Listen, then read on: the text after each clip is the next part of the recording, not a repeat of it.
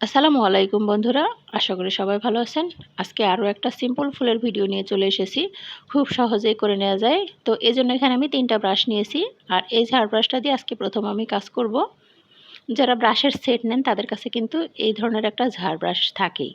তো এটা দিয়ে কি কাজ করবেন বুঝতে পারছেন না? তো এই যে এই ফুলটা কিন্তু খুব সহজেই এঁকে নিতে পারবেন।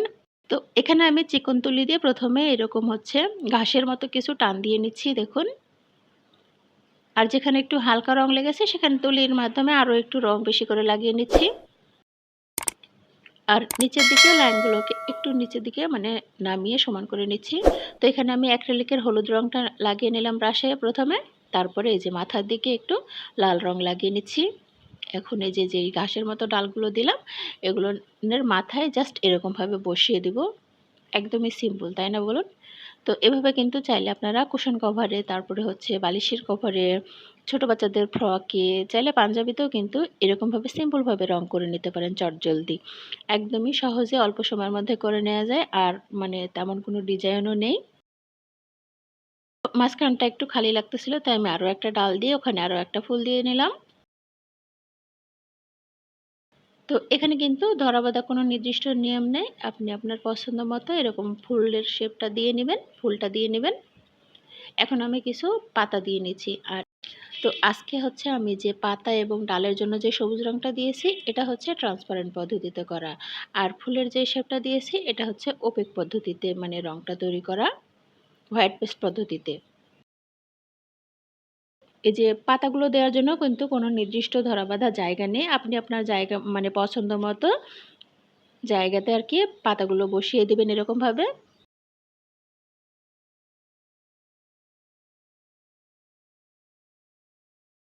এখানে আমি নিচের দিকে কয়েকটা একটু বড় বড় পাতা দিয়ে নিচ্ছি।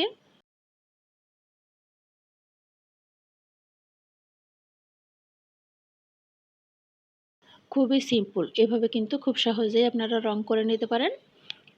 আর বন্ধুরা, আমি সবসময় চেষ্টা করি নিত্য নতুন ফুলের ভিডিও দেওয়ার জন্য। তো আমার চ্যানেলটি প্লিজ সাবস্ক্রাইব করবেন।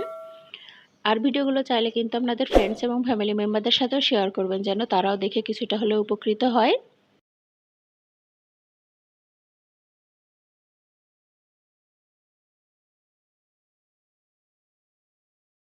আর এই যে ফুলের গোড়ায় একটু করে সবুজ রং নিয়ে আমি এরকমভাবে একটু করে টান দিয়ে নিচ্ছি।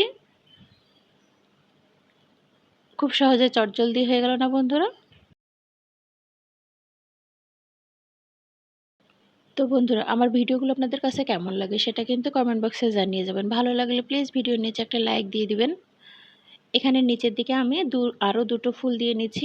কেমন যেন একটু খালি খালি লাগতেছিল আমার কাছে। তো এটা কিন্তু আপনারা না চাই না দিতে চাইলেও কোনো সমস্যা নেই।